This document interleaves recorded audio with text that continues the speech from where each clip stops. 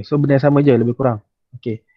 So kita lihat kepada introduction. Okay. Guess the amount of money that Mansur and Malik have in their wallets at any particular time. So consider the following expression. Okay. So dia suruh kita teka amount of money that Mansur and Malik ada. Okay. So yang pertama together they have exactly 50 ringgit in their wallets. So bermaksud kalau Malik ni X, Mansur adalah X, Malik adalah Y. Let's say for example. So kalau dia kata bersama mereka ada 50 ringgit. Exactly 50 ringgit. So saya highlightkan exactly. Bermaksud exactly itu adalah sama dengan So sama dengan. So X plus Y is equal to 50. Okay. So kita pergi kepada statement yang kedua. Okay. Together they have more than 50 ringgit in their wallets. Okay. So keyword dekat sini adalah more than. More than 50 ringgit bermaksud apa? Syahira, Najwa, ada ke?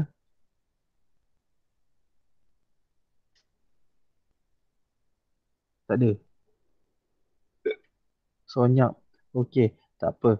So bermaksud kat sini together they have more than. Bermaksud more ni greater than 50. Okay, tak ada sama dengan more than. So tak ada sama dengan. Then together they have less than 50 ringgit in their wallets. So together they have less than 50 ringgit. So keywordnya adalah less than. So less than bermaksud lebih kecil. So X plus Y which is less than 50. Okay, less than 50. Boleh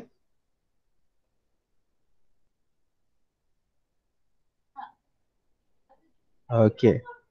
So seterusnya, kita teruskan lagi. They have at least 50 ringgit in their wallets. Okay. At least 50 ringgit in their wallet. So that's mean sekurang-kurangnya, minimum. Okay. So X plus Y greater than equal to 50. So at least, keywordnya at least. Yang tadi less than, more than, exactly. Kita pergi kepada the last statement. They have at most 50 ringgit.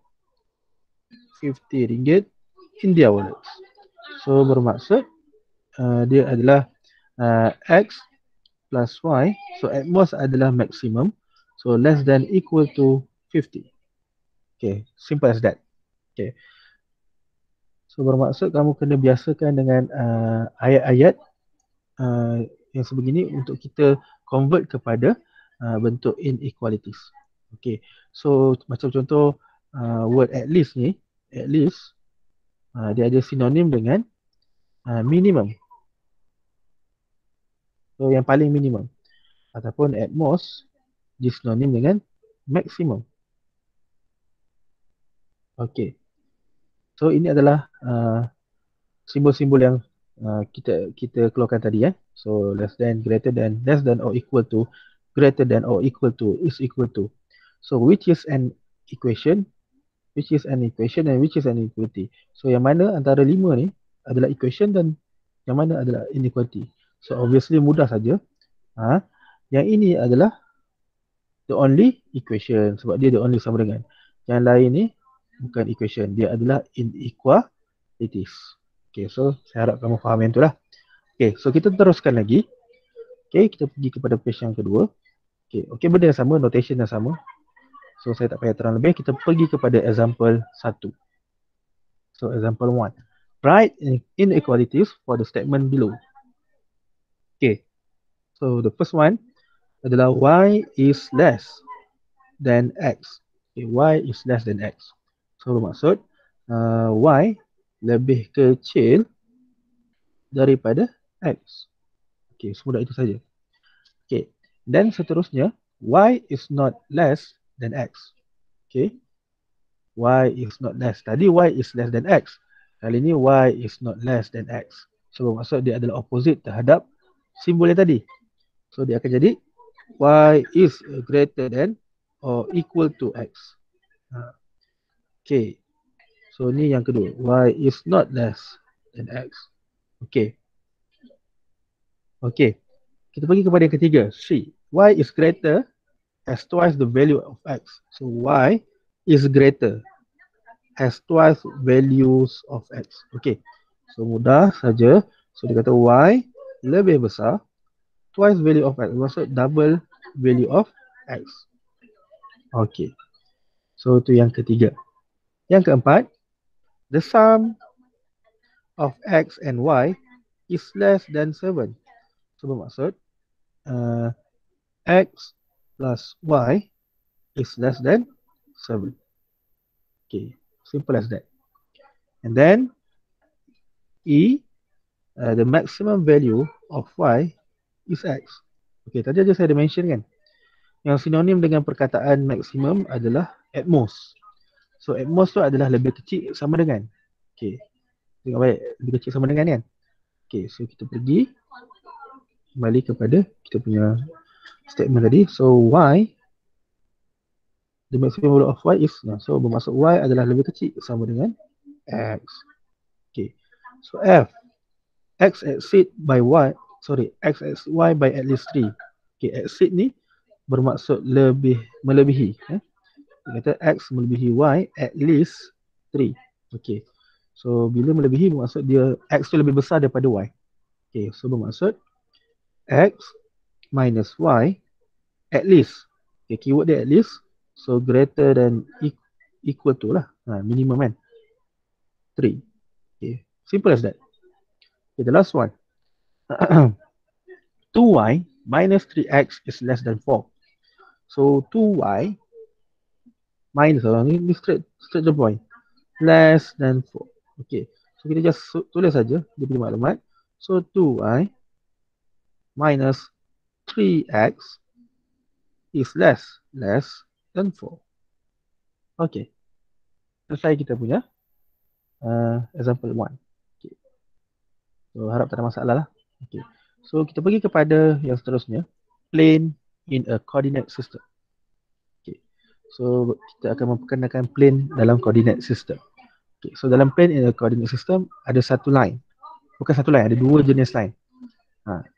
A line, dia kata, a line divides a plane into half called a half plane. So bermaksud sekiranya terdapat satu line yang membahagi pada plane kita, so plane kita akan menjadi separuh-separuh, dan dipanggil sebagai half plane. Okay, so a line divide a plane or a half plane. Okay, then line terdapat dua jenis. Yang pertama adalah vertical line. Vertical line adalah garis menegak. Line yang kedua adalah non-vertical line. So sekiranya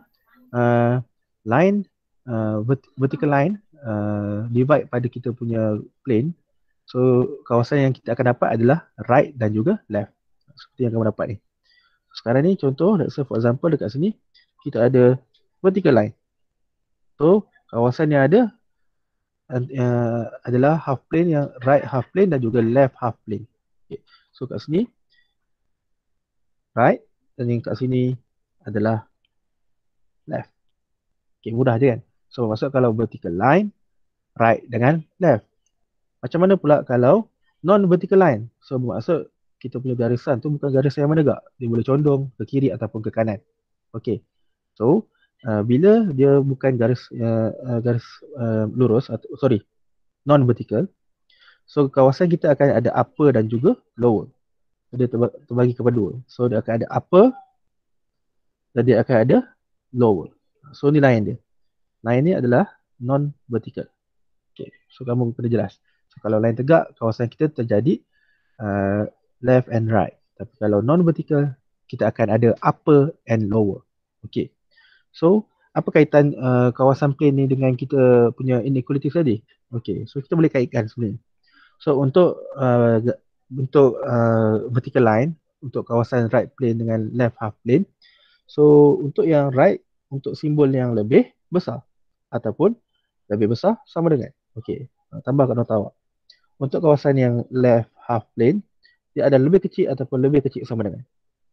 Manakala untuk non-vertical line, so untuk upper dan juga lower, so upper adalah greater ataupun greater equal to. Untuk lower, dia akan jadi less than or equal to. Okay. So semudah itu saja untuk kita tentukan kita punya kawasan berdasarkan kita punya simbol of inequalities. Okay, so saya dah memperkenalkan kamu tentang vertical line dan juga non-vertical line. Sekarang ni kita nak mengenal jenis line. Okay, line kita ada dua jenis. Sama ada di garis putus-putus ataupun solid line. So kalau solid line, dia kalau kamu perasan, okay, kalau solid line bermaksud garisnya tak putus-putus. Yang seperti yang saya highlight kan.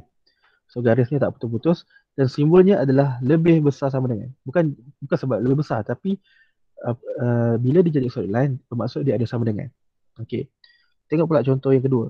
Dia solid line juga, maksudnya bukan garis putus-putus dan simbolnya ada sama dengan juga, lebih kecil sama dengan. Okey. Manakala kalau para pelajar lihat dotted line ataupun dash line, dia punya simbol tiada sama dengan. Okey, kat sini bersama. Dotted line, so simbolnya tiada sama dengan. Okey, untuk lebih besar dan lebih kecil. Kalau lebih besar nampak tak? Regionnya berada di atas. Okay. Kalau lebih kecil, regionnya berada di bawah garisan. Okay, so semudah itu saja. So kamu dah tahu yang mana satu solid line, yang mana satu dash line. Bermaksud kalau simbol yang tiada sama dengan, bermaksud kita buat garis putus-putus. Tetapi sekiranya dia mempunyai sama dengan, bermaksud dia adalah solid line. Garis tu garis yang full. Okay. So procedure for graphing linear inequality. So ini mudah saja. So bila linear programming bermaksud dia melibatkan linear equation. So linear equation bermaksud equation of a straight line. So straight line mudah saja. Y sama dengan mx tambah c. Okay, mudah saja kan. So prosedur ni saya tak nak explain panjang. So kamu boleh tengok step yang saya akan buat lepas ni. So kita teruskan kepada example yang kedua. So lihat pada example yang kedua. So kita dapat satu inequalities iaitu y greater than negative 5. Okay. So bermaksud bila y greater than negative 5, equation yang kita dapat adalah y sama dengan negative 5. Okay. So apabila saya nak lukiskan dia punya gambar rajah, so saya akan ada paksi x dan juga paksi y. Okay. So kena labelkan. So y sama dengan negative 5 merupakan satu garis melintang. Okay. Yang berada di bawah paksi x. So let's say for example, dekat sini ada negative 5. So negative 5 kat bawah ni. So kita lihat pada kita punya simbol. Simbol kita ada sama dengan tak? Tak ada sama dengan. So bermaksud dia garis putus-putus. Saya akan buat garis putus-putus pada kita punya gambar rajah. So dia akan jadi y sama dengan negatif 5. Okay, semudah itu saja. Okay. So macam mana nak tentukan kawasan? So lihat kita punya simbol lebih besar. So kalau kita ada horizontal line bermaksud lebih besar tu kawasan yang berada di atas line. Lebih kecil itu adalah kawasan yang berada di bawah line. So bermaksud region kita yang perlu dilorikkan adalah yang di atas line hijau. Sebab dia y lebih besar daripada negatif 5. Okay, semudah itu saja. Okay, pergi kepada contoh yang kedua. 2x less than equal to 3. Okay, 2x less than equal to 3. Okay, so bila 2x less than equal to 3, so that's mean kita perlu jadikan x sebagai subjek terlebih dahulu. So x less than equal to 3 over 2. Okay, which is dalam bentuk equation dia adalah x sama dengan 3/2. Okay, ingat dalam gambar rajah kita tak boleh tulis inequalities. Kita kena gunakan simbol sama dengan sahaja. Okay, so kita lukiskan kita punya paksi x dan juga paksi y. So ada paksi x, ada paksi y dan paksi x. Okay. So x sama dengan 32. Kalau tadi y adalah garis melintang, horizontal line, bermaksud x sama dengan something ni adalah vertical line. So 3/2 ni nilai yang positif, bermaksud dia akan berada di sebelah kanan paksi y. So let's say for example 3/2 tu berada dekat sini. Okay. Dan kita lihat kita punya equation dekat sini. Dia mempunyai sama dengan. Bermaksud dia akan jadi solid line. Okay. So bermaksud saya akan buat satu garisan yang lurus. Solid line. Iaitu x sama dengan 3/2. Okay. Macam mana nak tentukan kawasan dia? So kita lihat kepada simbol dia. So simbolnya adalah lebih kecil sama dengan. Bermaksud sekarang ni plane kita terbahagi bila vertical line terbahagi kepada kiri dan kanan. So kalau lebih kecil bermaksud di kawasan yang sebelah kiri. Okay, simple as that. Okay, so kita lorikkan dia. Okay, so kita proceed kepada contoh yang seterusnya. Okay. Iaitu x less than equal to 2y. Okay. X less than equal to 2y. Okay. So langkah pertama. Okay. Kita tengok dahulu perbezaan di antara 1, 2 dan juga 3. So kalau soalan yang, contoh yang pertama, contoh yang kedua tadi, kita melibatkan satu unknown saja. X lebih kecil, X sama dengan 32, Y sama dengan negatif 5. So bila X tu kita tahulah dia vertical line. Bila Y sama dengan tu kita tahulah dia adalah horizontal line. Tetapi kalau bentuk soalan yang ketiga ni, dia mempunyai X dan Y. So ada dua tips yang kamu perlu ambil. Okay, tulis dekat nota awak. Tips yang pertama, okay, tulis kat sini.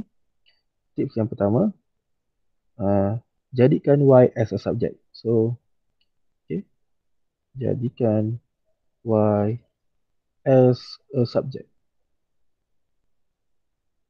Okay, tips yang pertama, tambah kat nota awak. Yang kedua, make sure Y berada di left hand side. Okay, berada di sebelah kiri equation. Okay. So, dua tips ni sangat penting. So, langkah pertama, macam contoh sekarang yang kita ada ni.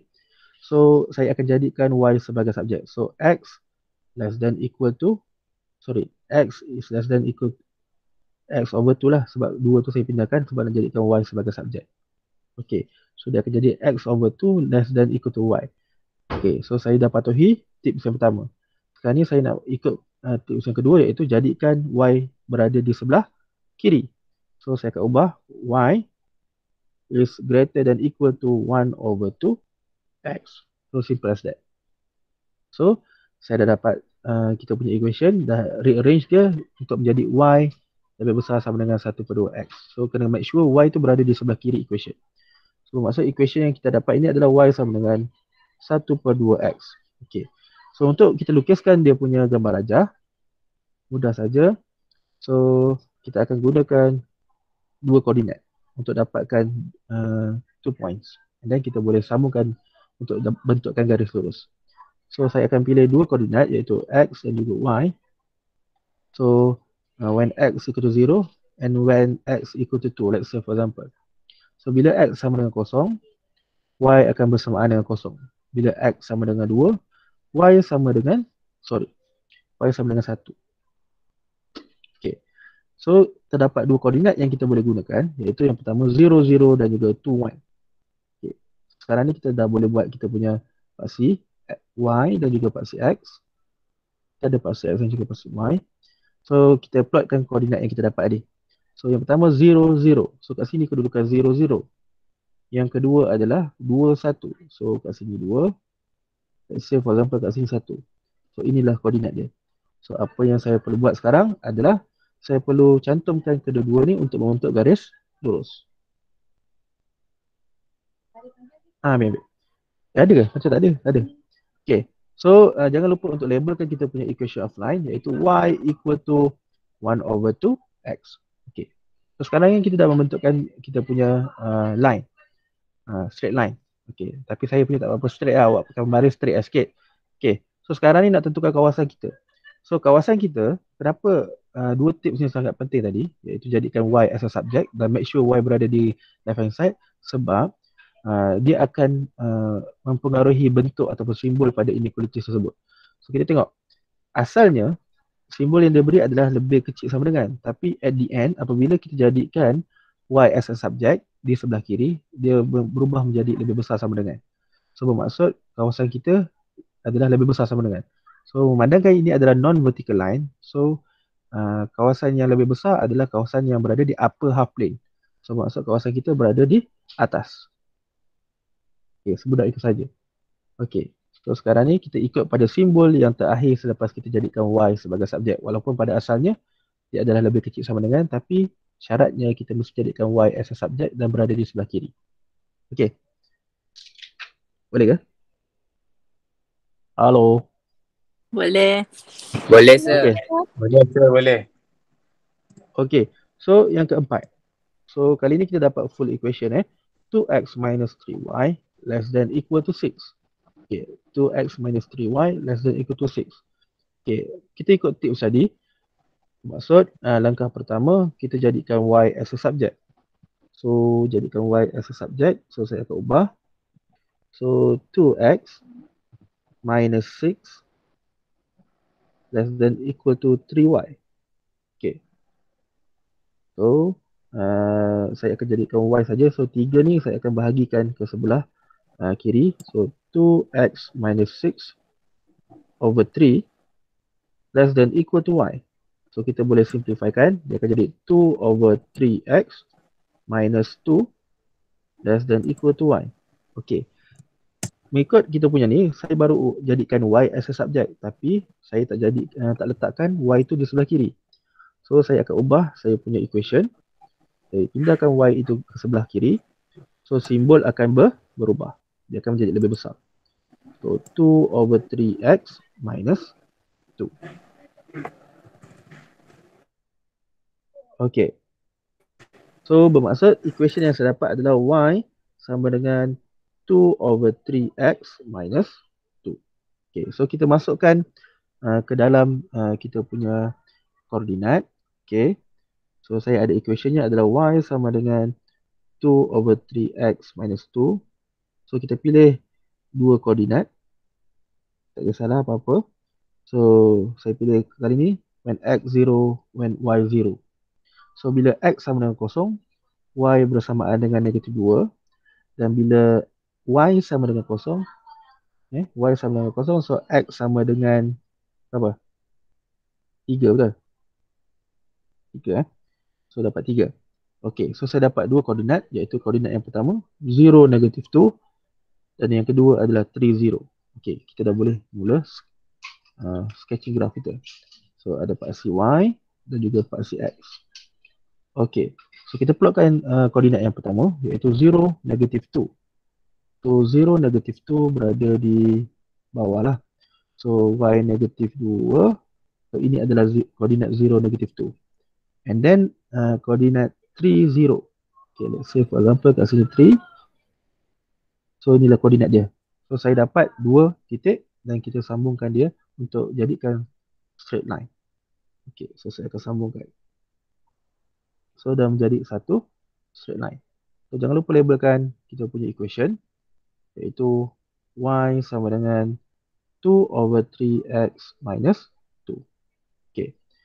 Tapi kita check balik nasib baik Kita kena check. So kita kena check kita punya inequalities ni ada sama dengan ke tak. Okey, memandangkan dia ada sama dengan, okey, bermaksud dia adalah solid line. Okey, betul lah kita buat. So kalau dia tak ada sama dengan, kita kena buat garis putus-putus. So sekarang ni untuk tentukan kawasan kita sama ada dia upper half plane ataupun lower half plane.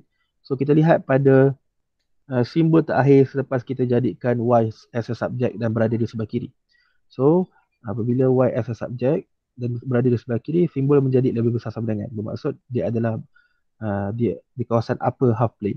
So kita loretkan di kawasan upper half plane. So ni adalah region kita.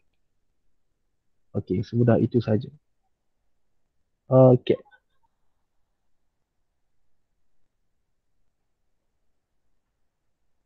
So, kita teruskan lagi.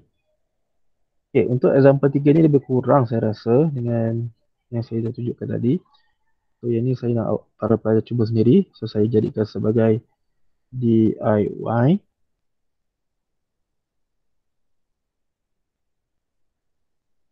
And then kita pergi kepada example yang keempat. Okay.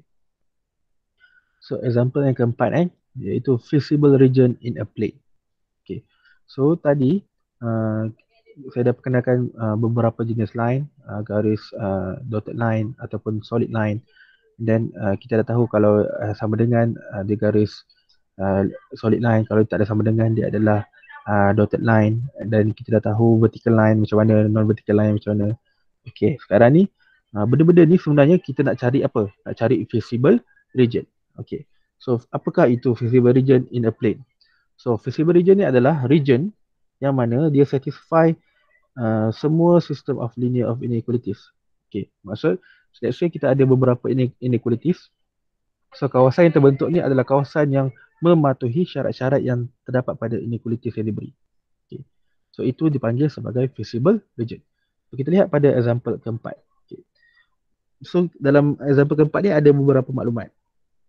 So kalau para pelajar lihat, ada 4 inequalities. So ada yang pertama, yang kedua, yang ketiga, yang keempat. Okay. So untuk inequalities 2, 3 dan 4 tu saya rasa tak ada masalah. Sebab kita tahu untuk y less than 3 dia adalah horizontal line. Untuk x greater than 0 dia adalah vertical line. Untuk y lebih besar sama kosong dia adalah horizontal line. So itu tak ada masalah, kita boleh terus lukis. Tapi ada masalah sikit pada inequalities yang pertama. Sebab kita tak tahu dia straight line macam mana. So bermaksud kita kena ubah step, jadikan dalam bentuk persamaan y sama dengan mx sama c tadi kan. So maksud jadikan y sebagai subjek. Okay. So in order untuk jadikan y as a subject, so dia akan jadi y less than equal to 6 minus x. Okay. So bermaksud equation yang saya dapat adalah y sama dengan 6 minus x. Okay. So untuk lukiskan gambar aja dia, kita perlu masukkan koordinat. Ada koordinat. Say for example when x equal to 0, when y equal to 0. Okay. Ni untuk yang ni kita selesaikan ni. Sebab 2, 3, 4 ni tak ada masalah. Okay. So bila x sama kosong, y sama dengan 6. Bila y sama kosong, x sama dengan 6. So kita akan dapat dua koordinat iaitu 0, 6 dan juga 6, 0. Okay. So kita boleh lukiskan kita punya gambar aja. So, kita ada paksi x dan kita ada paksi y. So kita plotkan koordinat 06 dan 60. So bermaksud 06 ni y dia 6 y dia 6. So ni koordinat dia. Lagi satu adalah 60. So x dia 6. So ini koordinatnya. So apa yang perlu saya buat adalah saya perlu sambungkan untuk membentuk straight line.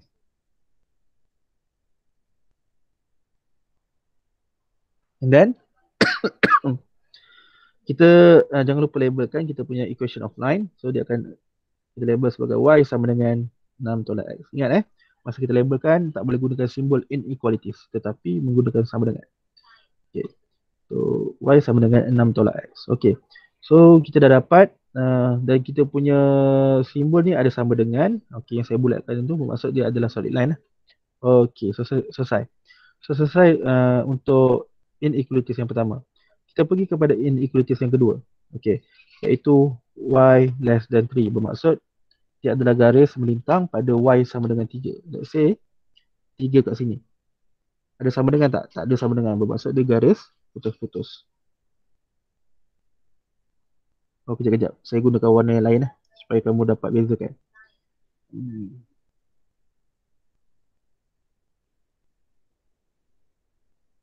Okay, saya gunakan warna oranye lah.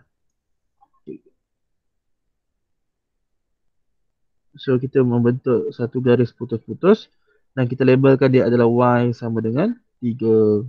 Okay. So itu yang kedua. Okay, kita tengok pada inequalities yang ketiga. Iaitu x lebih besar sama dengan kosong. Maksud dia adalah x sama dengan kosong berada pada paksi y. So yang ni saya gunakan warna purple lah. Okay. Ini adalah garis purple yang saya buat. Nampak? Okay. Semula tak cantik. So kita buat pada atas paksi y ni. So ini adalah x sama dengan kosong. Okay. So siap inequalities yang ketiga. Yang keempat, y greater than equal to 0. So saya akan gunakan warna hijau. Contohnya. Bukan lah. Warna apa? Warna biru lah. Warna biru. Okay. Ini adalah y sama dengan kosong. Okay. So sekarang ni kita ada 4 line iaitu warna pink, warna orange, warna purple dan juga warna blue. Okay. So kita nak cari kawasan ataupun visible region yang satisfy all the equation. So saya akan gunakan warna hijau. So kita bermula dengan inequalities yang pertama. Inequalities yang pertama, y less than equal to 6 minus x. So tengok yang saya bulatkan hijau, simbolnya lebih kecil. So line warna pink tu simbolnya lebih kecil. So bermaksud kawasan dia berada di bawah plane, pada lower plane ke upper. So saya akan lukiskan arrow ke bawah. Pada kawasan ni, pada kawasan ni, kawasan ni, kawasan ni. Okay. So itu kawasan dia menghela ke bawah. And then untuk yang kedua, y less than 3. Okay, untuk line berwarna oranye. So bermaksud bila less, dia berada di bawah line oranye, bukannya berada di atas line oranye. Okay. So untuk kawasan ni dia ke bawah, ke bawah, ke bawah. Okay. Dan seterusnya untuk yang ketiga, x greater than equal to 0. Okay, x lebih besar sama dengan kosong. So mana x? X adalah line berwarna purple. Line berwarna purple lebih besar sama dengan kosong. Bermaksud dia berada di sebelah kanan, bukan berada di sebelah kiri. So dia ke arah kanan, ke arah kanan, ke arah kanan, ke arah kanan. Okay. Dan yang terakhir, y greater than 0. Y greater than equal to 0. Bermaksud pada line berwarna biru, dia berada di atas line y sama kosong, bukan berada di bawah sebab dia lebih besar. So, dia berada di atas, berada di atas, berada di atas. Okey. So sekarang ni awak tengok kawasan mana yang mempunyai keempat-empat anak panah. Sebab kita ada 4 line, so bermaksud kawasan manakah yang membentuk ada 4 anak panah. So itulah visible region, yang mana kawasan itulah yang satisfy semua syarat-syarat inequalities ni. Okey. Kalau pelajar nampak, sebenarnya kawasan yang kita cari tu berada di tengah-tengah ni. Nampak ni kat tengah ni, yang seluruh ni mempunyai 4 arrow. Sebab kat situlah keempat-empat arrow ada. Yang lain ada 2 je. 2, 1, paling banyak pun 2. So bermaksud kawasan visible region kita ni berbentuk trapezium. Ni. Inilah visible region. Okay, jelas tak? Jelas. Jelas. Okay, so untuk B ni saya nak awak cuba sendiri. So saya rasa sampai sini saja untuk kelas kita pada hari ni. So ada apa-apa soalan? Tak ada, sir. Okay, so petang ni kita tak ada kelas kan untuk 5-6? Tak ada kan? Tak ada sir, tapi ada mat lecture. Mat lecture? Mat lecture? Kalau ikut jadual, math lecture lah. Mat lecture kau apa? Pukul 5 sampai 6 rasanya. 5 sampai 6? Betul. Oh ya, serius tau? Sebab kita orang ambil jadual hari Isnin. 10 sampai 12. 10 sampai 12. Oh. Macam tu pula.